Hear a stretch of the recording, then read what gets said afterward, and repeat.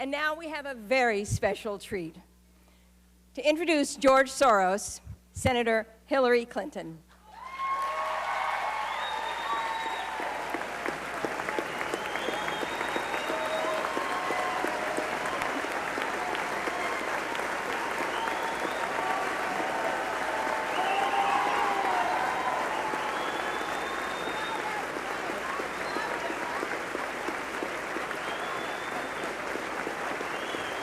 Good morning! My goodness, there is... Thank you. Good morning and welcome to America's future. But you're helping to make the kind of future that we need and deserve to have. I have known Reverend Forbes for 25 years. I've never seen him so filled with the spirit and energy that we saw this morning, and it's because he does have a prophetic vision, and he does understand what made this country great, and he realizes that we must take our country back in November through the electoral process on behalf of our democracy.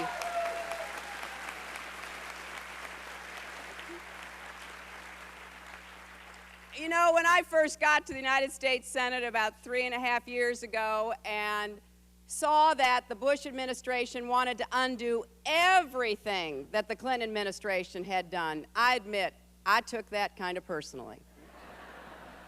But then I realized it wasn't personal at all. They wanted to undo all the way back to Franklin Roosevelt, all the way back to Teddy Roosevelt. They were headed to the robber barons of the late 19th century, and everything we've seen since proves it.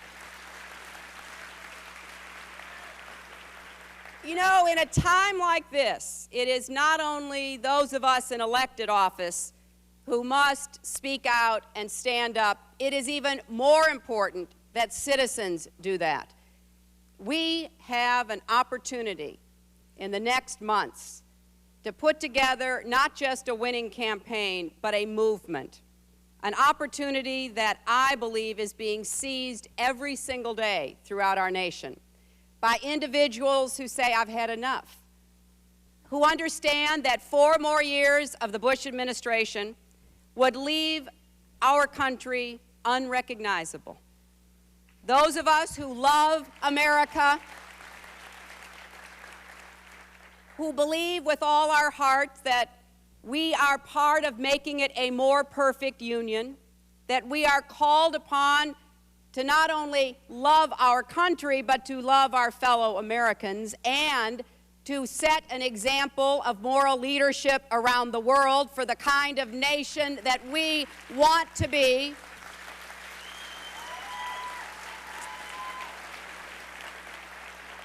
And so you're here filling this ballroom, and there are countless Americans like you who have never been involved in politics before, who for the first time are saying, yes, I will. I was on Long Island a few weeks ago, and a very well-dressed, obviously affluent woman said to me, Senator, I'm 48 years old. I have never voted before. I said, why is that? She said, I don't know. She said, I was just always so busy with everything going on in my life. I never thought politics made a difference to me, and so I just never went to the trouble. I've had so many other people, young to old, tell me that it's the first time ever that they have been activated, motivated to follow politics because they know we're at a great decision point. And I hope that through meetings like this, through the coverage of the media, we are reaching millions of Americans who may never have thought of themselves as political, but who are understanding that the decisions made from the White House to the Congress to the State House are turning America backwards, undermining hard-fought victories on behalf of civil rights and civil liberties, on behalf of economic opportunity and justice. So our job is not just to come to an event like this and to cheer great speakers like Reverend Forbes, but to leave here and talk to our friends and our neighbors, the people we work with, the people we know in our communities, to persuade them also to understand what is at stake. Now, among the many people who have stood up and said, I cannot sit idly by and watch this happen to the country I love, is George Soros. And I have known George Soros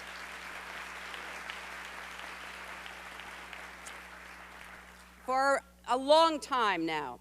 And I first came across his work in the former Soviet Union, in Eastern Europe, when I was privileged to travel there, both on my own and with my husband on behalf of our country.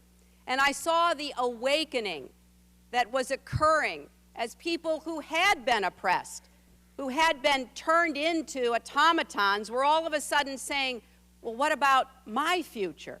How will I choose to live? And George Soros was there, from Russia to Slovakia, all through the region, willing to invest his own resources, to open universities, to set up all kinds of civic organizations, to give people a chance to do what we take for granted in this country, to associate, to speak out, to be part of something greater than ourselves. And I saw the results on the ground in those countries. Now, George Soros is using his considerable success in our free market, in our democracy, to make sure that his opinions are heard in the marketplace of ideas. That is within the great American tradition. Now, you're going to hear, if you haven't already, many, many attacks on George Soros. They are coming over the transom. They are being carried on the media. And you know, we have two kinds of media left, it seems to me. We've got the so-called mainstream media, which is on the one hand this and on the other hand that. And then we've got the advocacy media that is turning more into propaganda than information. And so you will see a steady drumbeat about what right does this very successful man have to use his resources to try to create political movement and action. Well, I'll tell you, he has the same right as all the people on the right have had for the last 50 years to set up the structures that they have invested in. You know, I do know a little bit about the vast right-wing conspiracy.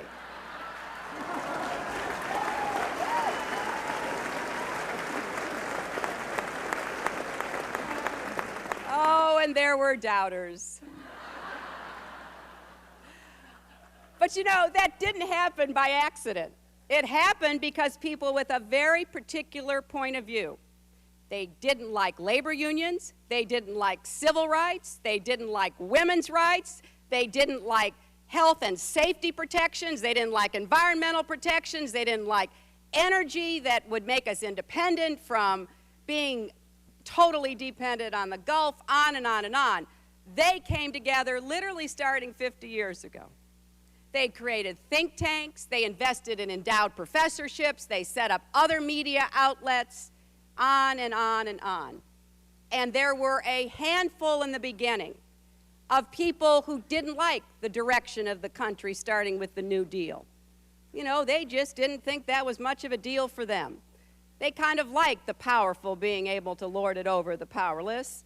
And so they very slowly but surely tried to change American politics, and you've got to give them credit. They've done a good job.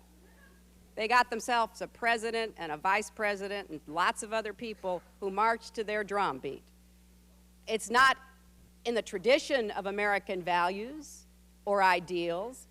In fact, one of my favorite lines, especially in this year as we celebrate the incredible accomplishments of Brown versus Board of Education, which sparked a civil rights movement, thank goodness, in our nation, is that the organization that the White House lets vet and recommend judges for the federal court, called the Federalist Society, they have members who go around talking about bringing the Constitution back from exile, because they believe it went into exile with Brown v. Board of Education. Because declaring that children deserved not separate but equal, which could never be separate and equal, but instead needed equality in education, was considered somehow a detour from the Constitution being used to protect property rights and establishment rights and values. So don't ever let anyone tell you that what we're part of this year to take back America and to set up institutions and structures to compete with those that are deeply embedded in the life of this town and have so much to do with the decisions that have been made for more than a decade, that somehow we're the ones who are illegitimate. My goodness, I believe in democracy. Therefore, I believe in speaking out and fighting back. And we cannot do that if we don't have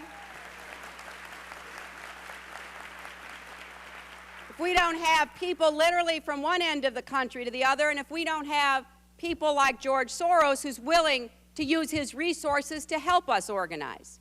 But we cannot leave it to the George Soroses of the world. No matter how much he helps, no matter how much he contributes, he is one person. And we have to do our part to make sure that we are a multitude of voices and that the activism and involvement of our citizenry leading up to this election is unprecedented. Then, of course, we have to make sure that the votes are counted.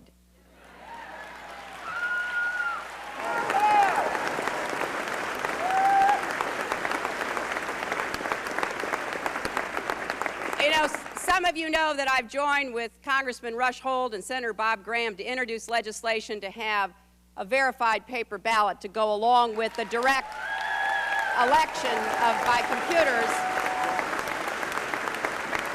And, you know, there are lots of problems with the equipment and with the security, and we just need to get it worked out. But isn't it a little embarrassing that India just voted 550 million people using electronic voting, didn't have one problem, and changed the government in a political earthquake?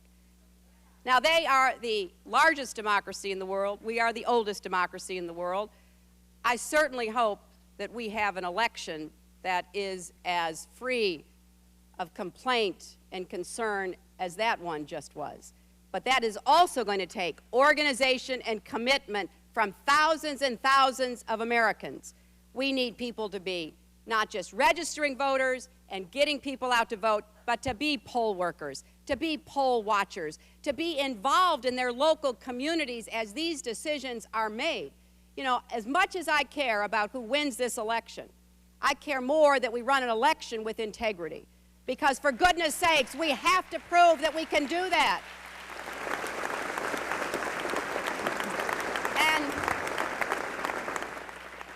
And I know that this is a nonpartisan group. But I will just close with this. All the work that we're doing, the work that all of you, groups like this, George Soros, countless others, it is not just for this election. It is for the long term.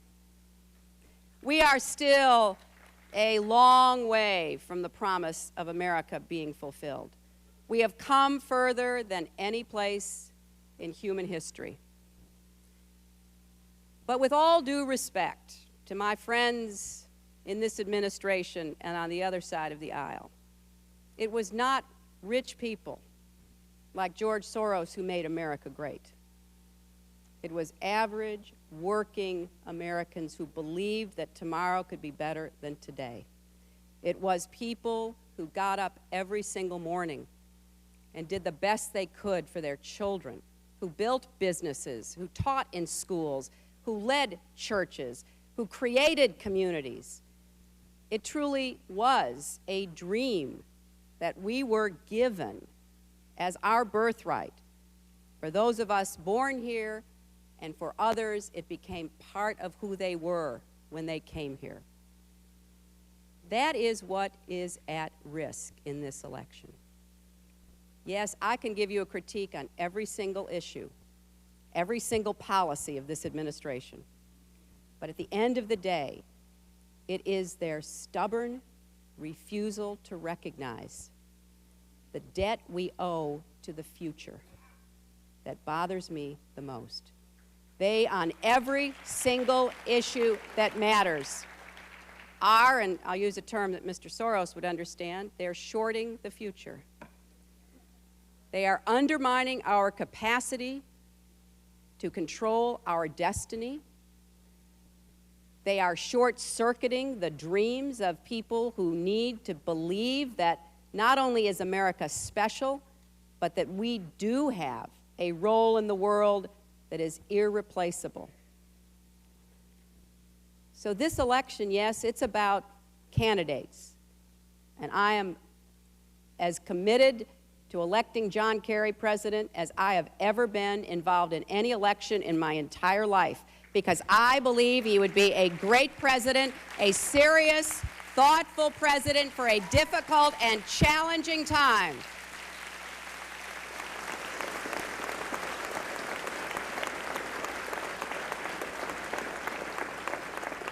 But electing leaders is only part of the equation. We, once again, have to become better citizens. You know, it is not enough for America's future that some participate and others don't. It is not enough for America's future, the future we want to see for our great country, that it seems like our highest goal in life is to be consumers. We have been given an extraordinary blessing, and at this moment in time, our country needs us. And we need people like George Soros, who is fearless and willing to step up when it counts. So please join me in welcoming George Soros.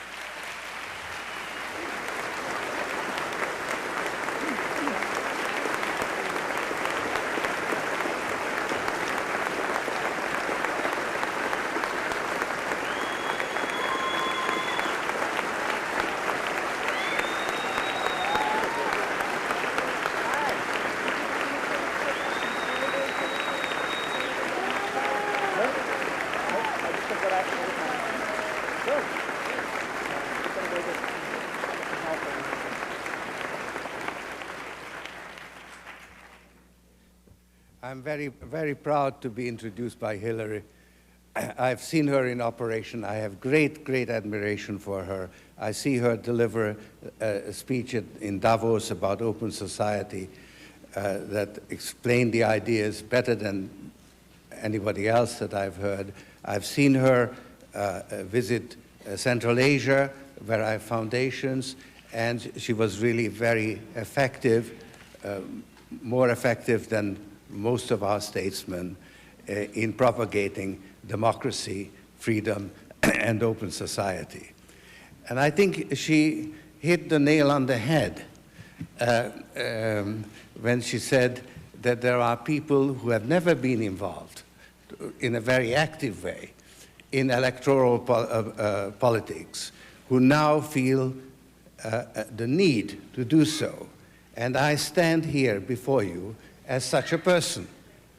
I have a deep commitment to the principles of democracy and open society, but I have been, I felt that I best devote my energies to other parts of the world.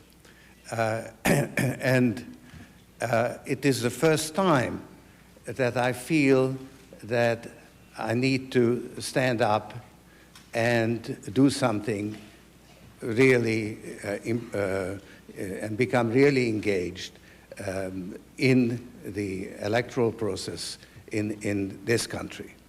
In my foundations, basically, I have provided financial support for people in those countries who believed in the idea of an open society. And I think Hillary again said the right thing, that it isn't one person with money that can make a difference. can only make a difference if there are people in the country who believe in those ideas and willing to stand up for them. That is what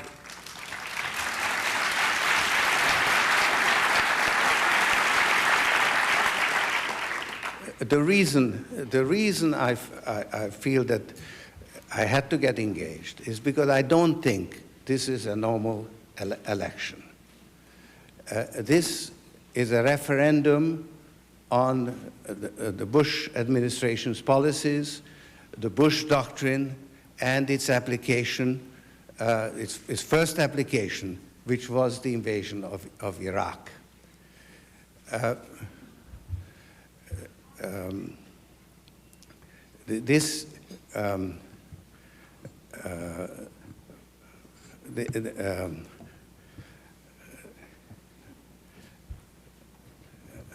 The Bush doctrine, people don't actually talk about it very much as a doctrine, but it really is quite an atrocious proposition.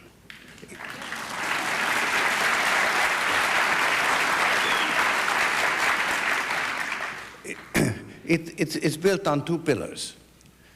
One, that the United States must maintain its absolute military superiority in every part of the world. And second, that the United States has the right for preemptive action. Now, both these propositions, taken on their own, are quite valid propositions. But if you put them together, they establish two kinds of sovereignty in the world. One, where the sovereignty of the United States, which is inviolate, not subject to any international constraints, and the rest of the world, which is subject to the Bush doctrine. It is, to me, it is reminiscent to the George Orwell's Animal Farm, that all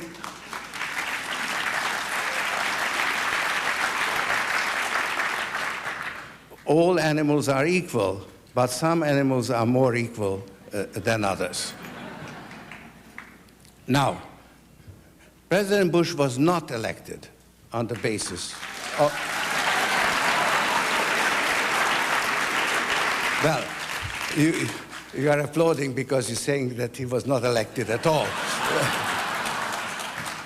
But he was elected by one vote in the Supreme Court. So he is our president. But he was not standing on the Bush doctrine. He didn't propagate the Bush doctrine. He was presenting himself as a compassionate conservative who was advocating a humble foreign policy. That Then came September 11. He declared war on terrorism, and that was when he declared the Bush doctrine. So the coming elections are, in effect, a referendum on the Bush doctrine. And if we endorse that doctrine, then we have to take the consequences, the mistrust and rage that is directed against the United States today.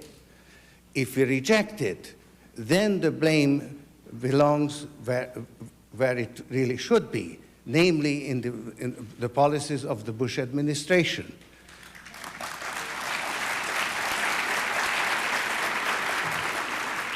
And we have to show that America doesn't stand for those policies.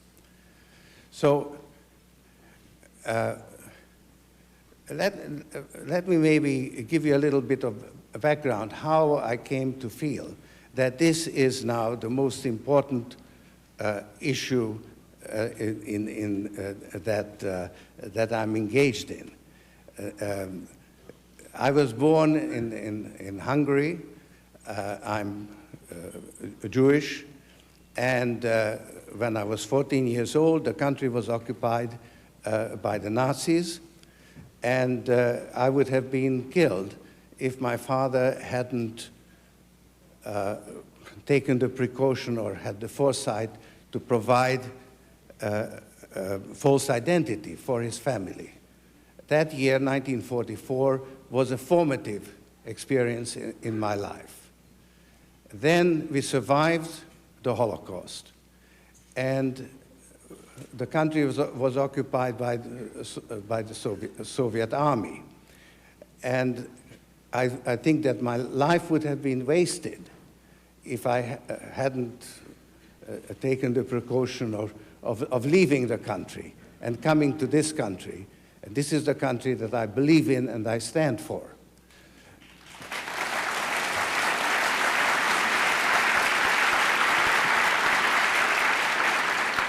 So I experienced at a very early age how important it is, what kind of social system prevails. And when I left Hungary, I went to England, London School of Economics, and I studied, and I was very much influenced by the philosophy of Karl Popper, who wrote a book, Open Society and Its Enemies. And he explained that there is something similar, a common ground between fascism and communism. And that is that they believe that they have access to the ultimate truth. And that is impossible, and they want to impose that, their view of the world. Now, nobody has access to the ultimate truth. And therefore, if you believe in it, you have to impose it by force and repression. He said that this leads to a form of closed society, and he proposed an alternative, which is the recognition that we all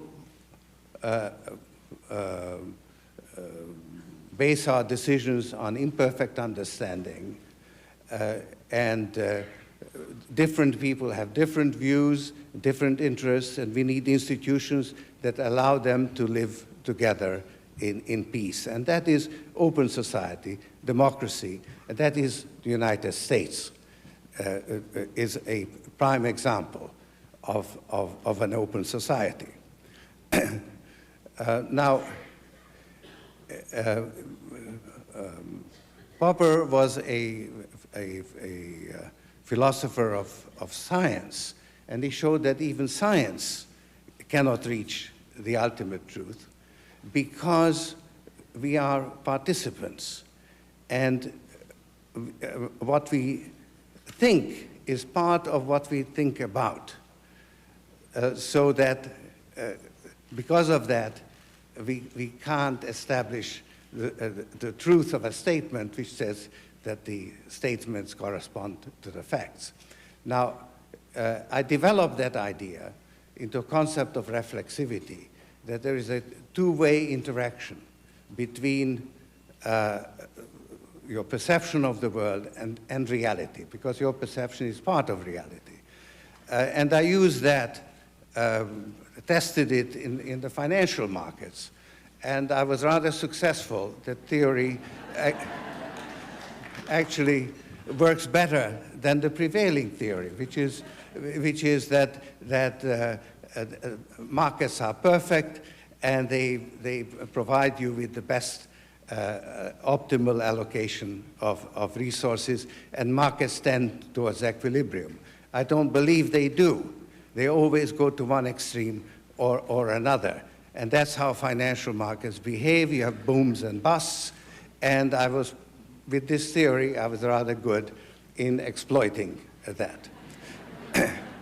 Now, when I made enough money, or when my fund reached $100 million, I thought that's enough money. And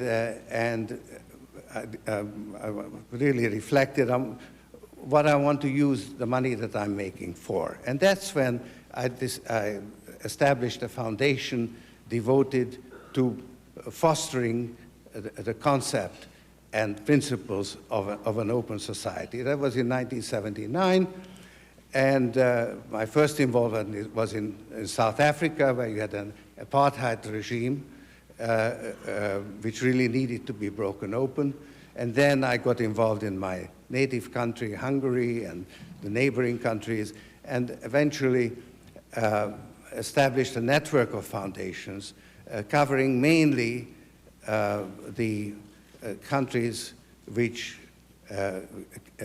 were coming out of the Soviet regime. And there I made a discovery that the collapse of a closed system doesn't automatically lead to an open society, that you need to give a helping hand, because open society is more complex than a closed society, and you can't get there without some help from the outside. And as I said, basically I provided support for people in the country who were trying to build open societies, and the foundations did make some valuable work. Then basically the revolution ran its course, and I became involved with the problems of globalization and the iniquities, the imperfections of our global world order. And then came the election of President Bush, and the, September 11, and that is, and the response, the way President Bush responded to it by declaring war on terrorism and fighting it by military means, and the Bush Doctrine and the decision to go to war in Iraq. Now,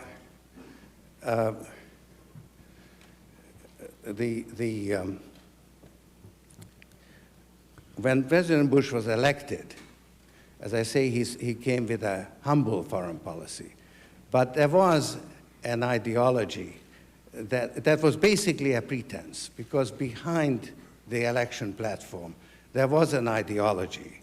And I describe it as an ideology of a crude form of social Darwinism, namely that life is a fight for survival, and the survival of the fittest depends on competition and not cooperation. And that is where I think the ideology is false, because yes, we need to cooperate, and it's not, competition is by itself is not enough. Now, this philosophy expresses itself in the economy, in the belief that you should rely only on the markets for the allocation of resources. Now, I'm not opposed to markets. I'm a creature of markets, and I fully appreciate the great benefits they bring, but they can only serve the allocation of resources among private needs.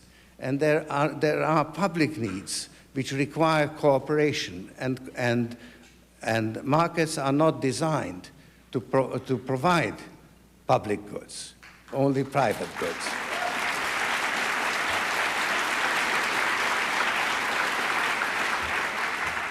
And that is the distortion in globalization. I'll come back to that. In this fight for survival of the fittest in international relations expressed itself in what is called geopolitical realism. Kissinger saying that states have interests but no principles, and it's the interests of the state that determine international relations. Now, this idea was then taken to an extreme by a group of people who are in the Bush administration. They're usually described as neoconservatives, but I think that may not be the appropriate description. I call them American supremacists. They say,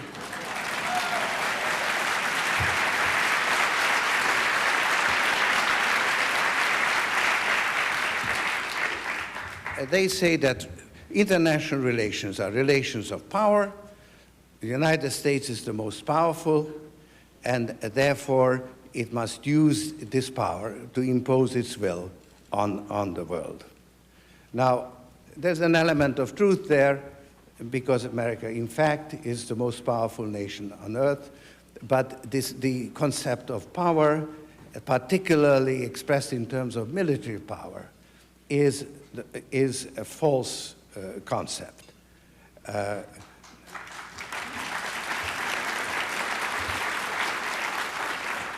Altogether, the idea of power is borrowed from natural science, and it doesn't work very well in social science. I think that, you know, power is much more complex, and I think the right definition of power is in the children's game, you know, stone, scissor, and paper.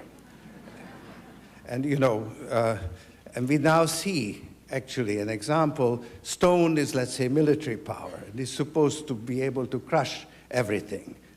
And paper, let's say, is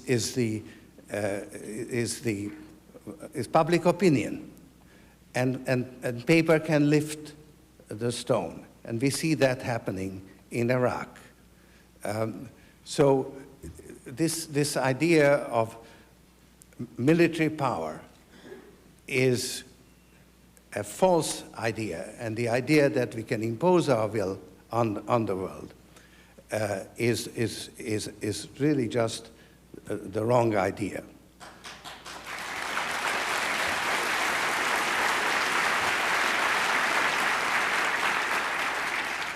Now, we went to war in Iraq on false pretenses.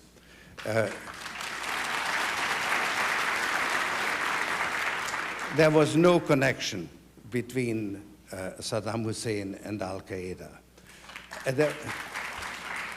There were no weapons of mass destruction. But what I find the most galling is the pretense that is now presented that we went into war in Iraq for the sake of the Iraqi people.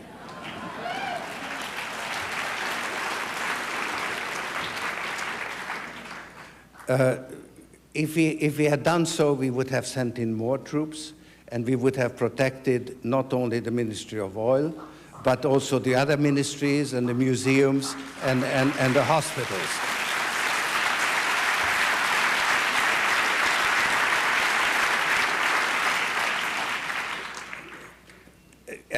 Since I am, you know, I've devoted the last 15 years of my life in helping to introduce democracy and open society in various countries. I can speak from, you know, personal experience that using military power to bring democracy is absolutely not.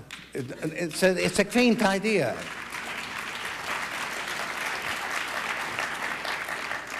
So.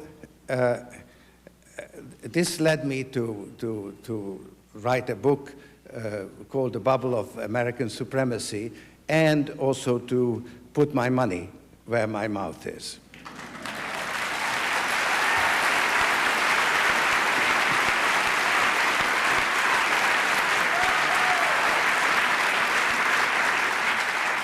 Now, in my book, The Bubble of American Supremacy, I actually applied the theory that I developed, the boom-bust theory that I developed for the financial markets, to the Bush administration's policies. And let me just explain very briefly. See, bubbles don't come out of thin air. They always have a basis, a solid basis in reality. But there is a false ideology or a misconception that is applied to that reality. And that is what carries then reality into what I call far from equilibrium territory. You could see it in the stock market with the internet and technology boom, which was very real. Internet is a very real thing, but it was misunderstood, which actually led to its development, went faster, but then it became unsustainable and collapsed. So you have originally self-reinforcing and then self-correcting process. That's a boom-bust. And this is, in fact, what applies to the Bush administration's performance. Because you have a reality, an underlying reality, and that is that the United States is the most powerful nation on earth. But then you had this ideology of this crude social Darwinism applied to it, which is a false idea, and it was that the terrorist attacks of September 11 that moved you from, let's say, what you might call near equilibrium to far from equilibrium conditions, because it was the war on terror and the attack on Iraq that took us into this very, very, very dangerous area that we are in now. Now, the boom-bust process is usually tested. And if it is tested and it survives the test, then it is reinforced because it looks like it's working. But eventually, the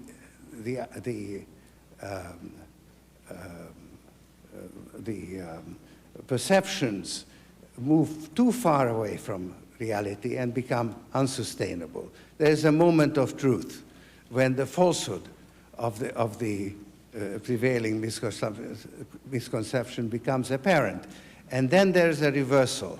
And then that becomes self-reinforcing, and you have the bust. Now, in my book, I argued that Iraq was this test. And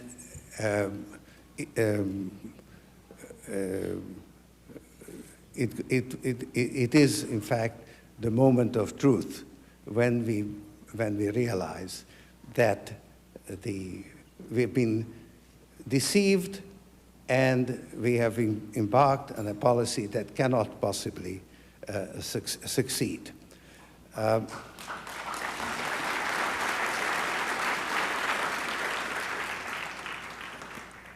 And I think that the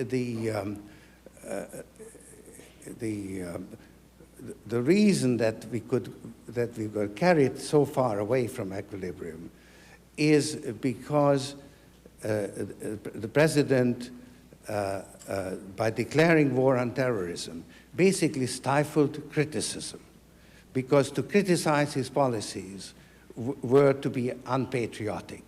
He said that those who are not with us are giving support to the terrorists. Ashcroft passed the Patriot Act, saying that those who oppose the act are giving aid and comfort to the terrorists. So for about 18 months, the critical process, which is so essential to a democracy, was stifled. And it is only when things started going wrong in Iraq that it was reopened. And I think that the picture of torture in the Abu Ghraib, in Saddam's prison, was the moment of truth for us, because this is not what this nation stands for.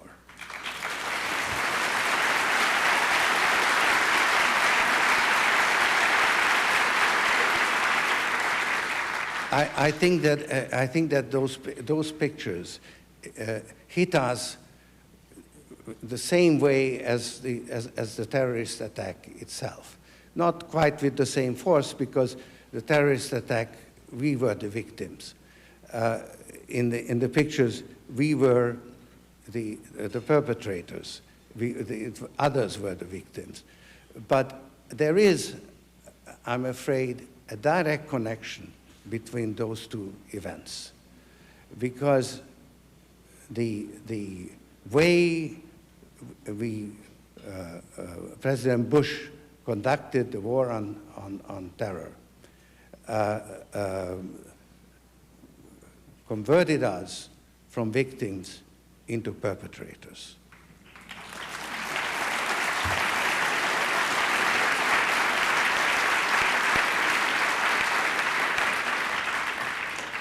This is a very tough thing to say, but the fact is that the war on terror, as conducted by this administration, has claimed more innocent victims than the original attack itself.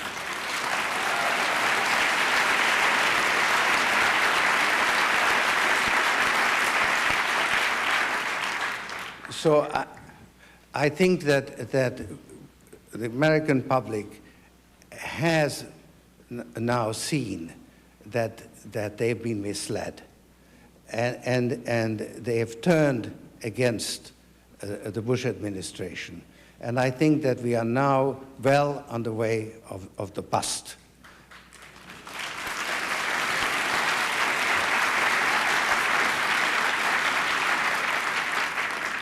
Now, it's not plain sailing, because just as the self-reinforcing part underwent test, the self-defeating part also is going to be tested. And I think that the Bush administration does have a plan to disengage from Iraq. It is being implemented. And the objective is to reduce the number of body bags. And for that purpose, the administration is willing to abandon all its other objectives, both those that were publicly announced and those that were the real motives, in order to achieve this. And it's actually a very cleverly perceived plan, because by transferring sovereignty on June 30th and holding elections in January, and withdrawing the troops, disengaging the troops, it is possible that the number of attacks will in fact diminish. Now, this withdrawal means that the various factions can maintain and develop their militias.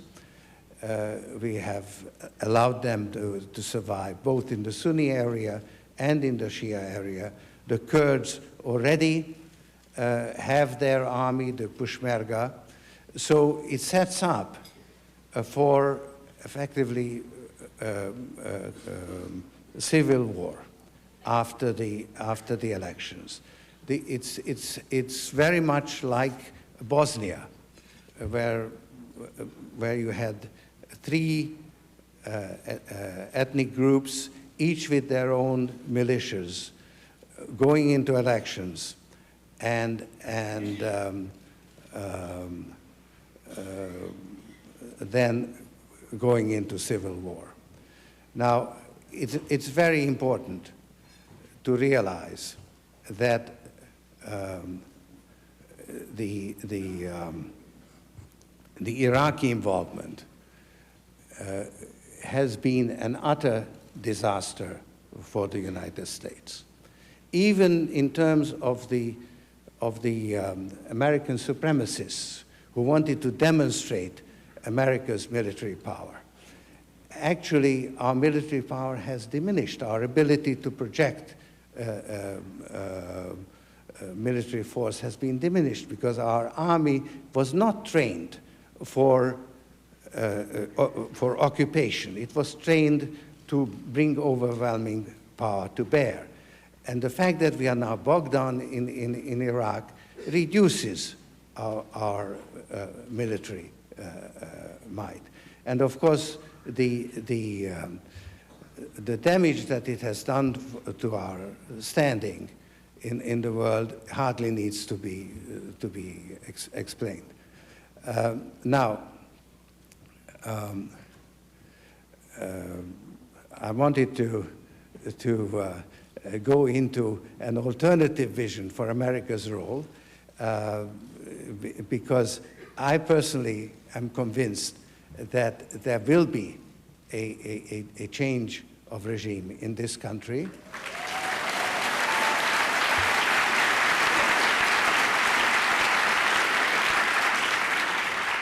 I think the general public now recognizes that they've been misled, and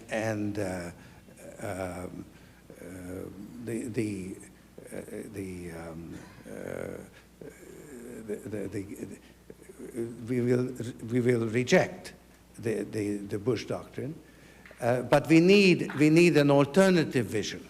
We need an alternative vision to reestablish our position in the world. And let me just say very briefly what that vision is. We are the leading power in the world. That puts on, we are the most successful, dominant economic power also. And that imposes on us a unique obligation to lead the world in improving the present world order, to correct the deficiencies of globalization, because we can't impose our will on the world. We can't do just whatever we want. But there can be no cooperative effort without our participation and leadership. So we must change our attitude and recognize the need to work together and to correct the deficiencies, to improve our arrangements for security,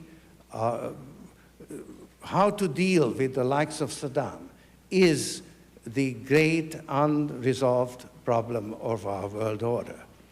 And the way we went about it makes it more difficult to deal with that problem. We must change that approach, but we must help to develop better methods of intervening when it is necessary. We mustn't turn away from the world because we are increasingly interdependent, and what happens, what kind of regime prevails in Iraq or Afghanistan does have a great bearing on our security and on our prosperity. So we must develop ways of intervening when there is a repressive regime or a rogue state or a failed state. But we must do it. We cannot do it alone. We must do it in cooperation with others. Thank you.